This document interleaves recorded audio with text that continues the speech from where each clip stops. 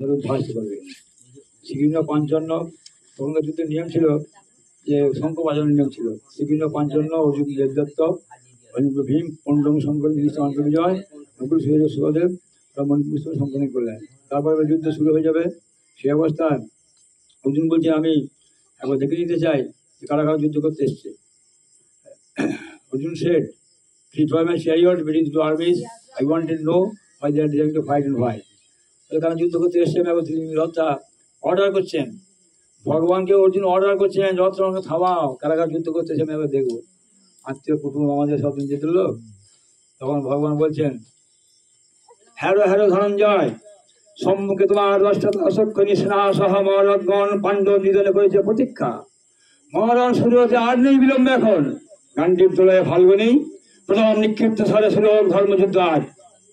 তখন অর্জুন বলছেন, যদুপতি সখবর ত্রিভুবন রাজ্য দিয়ে পাইব জিনিয়া দশমিন আর ওদের মারিয়া। ধৃতরাষ্ট্রপুত্রগণে মেরে কেউ সুখ হবে, জনার্দন তুমি কৃষ্ণ আপনি কহিবে। হে গোবিন্দ, আমাদের রাজ্যের প্রয়োজন কি?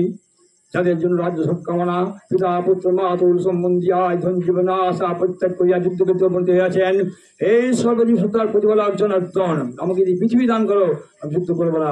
ততবার বসে পড়লেন। এইভাবে অর্জুন তো ভয় খেয়ে গেছে, আর যুদ্ধ করবে না। তখন এবার ভগবান বলছেন, ঠিক আছে, তুমি একটু মহামায়া স্তব করো। কৃষ্ণ তোমার বোন, মহামায়া আমার বোন। মহামায়া হচ্ছে কৃষ্ণের বোন, একসঙ্গে জন্ম হয়েছিল যশোদার ঘরের বসুদেবের ঘরে।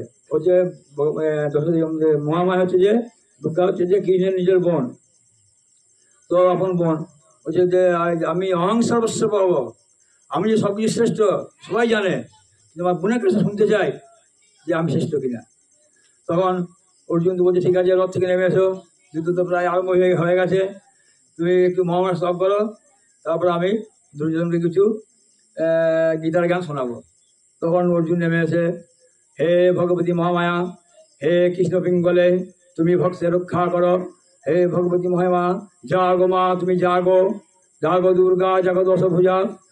তখন মহামায়া তার স্তবে মুগ্ধ হয়ে হারমোনিয়ামে গানটা করা হতো, হারমোনিয়াম নাই, যাক মহামায়ের গানটা আছে, জাগো দুর্গা জাগো দশভুজা গানটা আছে আর কি। অর্জুন স্তব করছে মহামার।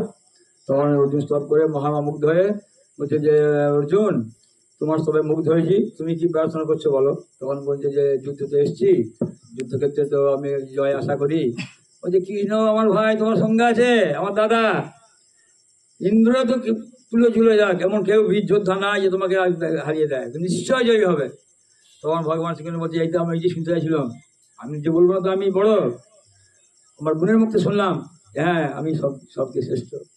তখন অর্জুন এবার যে যুদ্ধ প্রস্তুত হচ্ছে, ভগবান শ্রীকৃষ্ণ শেষ করে দেয় ওই দুর্যোধন কাছে গেছে। তখন বহু সেই সমুদ্র বহু লোক জড়ো হয়ে গেছে, মারামারি কাটাকাটি হবে, কে মরবে কে মারবে, রক্ত নদী বয়ে যাবে।